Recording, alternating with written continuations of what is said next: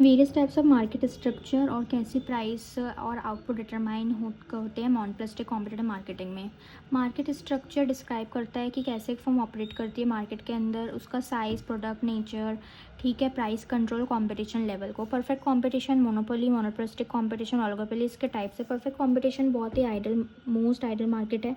इसमें large number of buyer and seller होते हैं। कोई भी सिंगल सेलर ही मार्केट प्राइस को चेंज नहीं कर सकता या इन्फ्लुएंस नहीं कर सकता। होमोजेनस प्रोडक्ट, सब एक जैसे प्रोडक्ट बेचते हैं, ठीक है, कोई डिफ्रेंसिएशन नहीं होता है। प्राइस टेकर होते हैं, फर्म एक्सेप्ट करता है मार्केट प्राइस को, और जो कि डिमांड और सप्लाई ये होता है, डिमांड सप्लाई फिक्स करता है मार्केट प्राइस को, उसी पे उसको बेचना पड़ता है। फ्री एंट्री एंड एग्जिट, कोई भी जा सकता है, कोई भी आ सकता है मार्केट में। परफेक्ट नॉलेज होती है, बायर सेलर को सब पता होता है प्राइस एंड प्रोडक्ट्स के बारे में।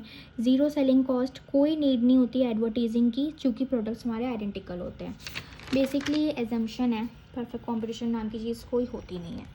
Example, fruits and vegetable, wheat और rice market, output and pricing, ठीक है। Output and pricing, market price determine होता है डिमांड एंड सप्लाई से। इंडिविजुअल फर्म प्रोड्यूस करता है जब M R is equal to M C, revenue is equal to cost, ठीक है। मोनोपोली क्या होता है, इसमें सिंगल सेलर मार्केट होता है। सिंगल सेलर होता है, एक फर्म कंट्रोल करता है सारे मार्केट को, ठीक है। कोई भी क्लोज सब्सिट्यूट नहीं होता, कंज्यूमर शिफ्ट नहीं कर सकता किसी ऑल्टरनेटिव प्रोडक्ट पे। हाई एंट्री बैरियर्स होते हैं, लीगल रिस्ट्रिक्शन होते हैं, patents, large capital, control over raw material. Price maker होता है, मोनोपोली फर्म ही प्राइस को सेट करता है। डाउनवर्ड स्लोपिंग होता है डिमांड कर्व का, क्योंकि ज़्यादा आउटपुट का मतलब कम price. Example, Indian railways, local electricity board. Output और pricing, price is set based on demand और output is set where M R is equal to M C, the firm charges price above M C. Monopolistic competition most common हमारा होता है real life में। इसमें large number of seller होते हैं, कोई single seller dominate नहीं कर सकता। प्रोडक्ट डिफ्रेंसिएशन, प्रोडक्ट सिमिलर होते हैं लेकिन स्लाइटली डिफरेंट होते हैं, फ्लेवर में, स्टाइल में, टेस्ट में, क्वालिटी में, ब्रांड में। सम कंट्रोल ओवर प्राइस, इनका कुछ कंट्रोल होता है प्राइस के ऊपर, जो कि प्रोडक्ट डिफ्रेंशिएटेड होते हैं। फ्री एंट्री एंड एग्जिट होती है, ठीक है। सेलिंग कॉस्ट, फर्म compete करती है through branding, offer, marketing and campaign से। Example, restaurants, clothing brands, output clothing brands. Outward pricing, firm set करती है प्राइस को using their downward sloping demand curve, और output is where M R is equal to M C. सब में एक बात common है, marginal revenue is equal to M C, उसमें ऑपरेट करती है। ओलिगोपोली, इसमें कुछ फर्म्स डोमिनेट करती है मार्केट को, few firms dominate the market. Features, बहुत ही फ्यू लार्ज फर्म्स होती है, each firm control the significant market share, हर एक फर्म सिग्निफिकेंट मार्केट शेयर को कंट्रोल करती है। इंटरडिपेंडेंस अमॉन्ग फर्म्स, अगर एक फर्म प्राइस चेंज करती है तो दूसरे भी रिएक्ट करते हैं। बैरियर्स टू एंट्री होती है, फ्री एंट्री एग्जिट नहीं होती। नॉन प्राइस कंपटीशन होता है, advertising, quality changes, offers, promotions के लेके कंपटीशन होता है, ना कि प्राइस को लेके। पॉसिबिलिटी ऑफ प्राइस रिजिडिटी, यानी कि फर्म प्राइसेस को स्टेबल रखते हैं ताकि प्राइस वॉर अवॉइड कर सके, ठीक है। एग्जांपल, ऑटोमोबाइल इंडस्ट्री, एयरलाइंस, ठीक है। प्राइसिंग डिपेंड करता है हाउ राइवल्स एक्ट, कि कैसे बाकी सारे रिएक्ट करेंगे, और जो हमारा ओलिगोपोली यूज़ कर सकता है प्राइस लीडरशिप या कम्पिटिटिव प्राइसिंग को। अब इसमें प्राइस एंड आउटपुट डिटर्मिनेशन कैसे होता है मोनोपोलिस्टिक कंपटीशन में। मोनोपोलिस्टिक कंपटीशन मार्केट का फीचर, इसमें फीचर्स होते हैं मोनोपोली के भी, ठीक है। चूँकि ये प्राइस सेटिंग पावर होती है इसके पास, और परफेक्ट कंपटीशन का भी इसके पास होता है, चूँकि मैनी फर्म्स ऑपरेट, चूँकि बहुत सारी फर्म्स ऑपरेट करती है, तो परफेक्ट कंपटीशन, मोनोपोली, दोनों के फीचर होते हैं। प्राइस एंड आउटपुट डिटरमाइन हो सकते हैं differently in the short run and long run. तो शॉर्ट रन में प्राइस और आउटपुट कैसे डिटरमाइन होंगे। सबसे पहले profit maximisation rule, firm produce करेगी output where M R is equal to M C, marginal revenue is equal to marginal cost. Then price determination, जब वो आउटपुट डिसाइड कर लेती है तो फर्म प्राइस चार्ज करती है फ्रॉम द डिमांड कर्व, ठीक है।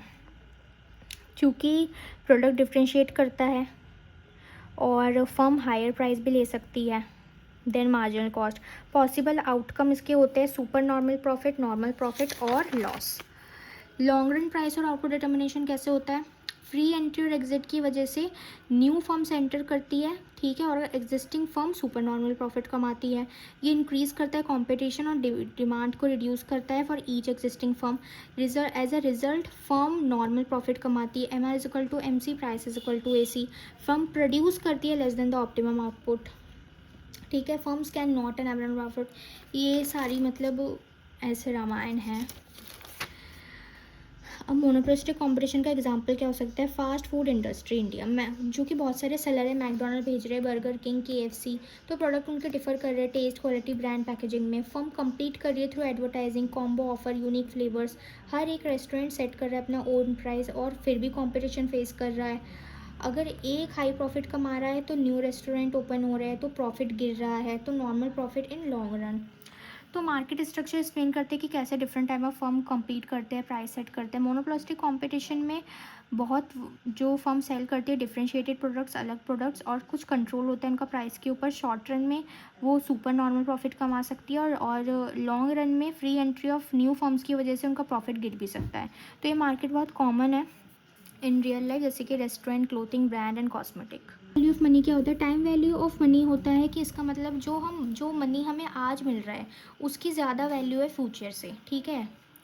मोर valuable in the same amount present, जो हमें फ्यूचर में सेम अमाउंट मिलेगा उसकी ज़्यादा वैल्यू नहीं, जो आज मिल रहा है उसकी ज़्यादा वैल्यू है। क्योंकि मनी के पास पावर होती है कि हम इंटरेस्ट अर्न कर सके और इन्वेस्टमेंट पे ग्रो कर सके, और परचेजिंग पावर चेंज होती है ओवर टाइम। अगर 1000 रुपये, जैसे कि आज 1000 रुपये की कीमत ज़्यादा होगी मोर देन 1000 आफ्टर 1 ईयर। 1 साल के बाद जो 1000 रुपये की कीमत होगी वो कम होगी, लेकिन आज जो मेरे पास 1000 रुपये उसकी कीमत ज़्यादा है। Importance, money can earn interest if invested, अगर हमने इन्वेस्ट किया तो इंटरेस्ट मिलेगा, ठीक है। फ्यूचर वैल्यू डिक्रीज हो जाती है because of inflation. Planning, savings and investment पे मदद करता है। बिजनेस को मदद करता है कि वो डिसाइड करे कि कहाँ इन्वेस्ट करना है आज या कल। यूज़फुल होता है कंपेयरिंग लोन्स, EMIs और इन्वेस्टमेंट ऑप्शन। एग्जांपल, आपके पास 1000 रुपये है और आपने उसको बैंक में डाली, ठीक है। Put in bank earning 10% interest, और आपको 10% इंटरेस्ट मिल रहा है per year. After 1 year future value 1000 into 1 plus 0.10 जो आपको इंटरेस्ट मिल रहा है वो हमें 1100 मिल रहा है, ठीक। इसका मतलब अगर आपको किसी ने 1000 रुपये दिए और आफ्टर 1 ईयर, ठीक है, if someone gives you 1000 after 1 year, ठीक है, कोई आपको 1000 रुपये 1 साल बाद देता, तो आपका जो 100 रुपये है वो तो आप लूज़ कर जाते हैं इंटरेस्ट को, जो कि आप कमा सकते थे, जो आपको आज 1000 रुपये मिले हैं, ठीक है। तो time value of money show करता है कि कैसे मनी की वैल्यू चेंज होती है टाइम के साथ। जब हम इसे अंडरस्टैंड कर लेते हैं तो ये इंडिविजुअल और बिजनेस को मदद करता है कि स्मार्टर फाइनेंशियल डिसीजन ले सके, कंपेयर कर सके इन्वेस्टमेंट को और प्लान कर सके फ्यूचर के लिए इफेक्टिवली। अब स्वीजी किंग डिमांड कर्व मॉडल क्या होता है? ये एक्सप्लेन करता है प्राइस रिजिडिटी को एक ऑलिगोपोली के अंदर, ठीक है, जहाँ पे फ्यू फर्म्स ही मार्केट को कंट्रोल कर सकती है। तो अगर एक फर्म रेस करती है अपने प्राइस को तो competitors do not follow, so the firm loses many customer. हमने प्राइस रेस कर दिया और कॉम्पिटिटर ने उसको फॉलो नहीं किया तो फर्म बहुत सारे कस्टमर खो सकती है।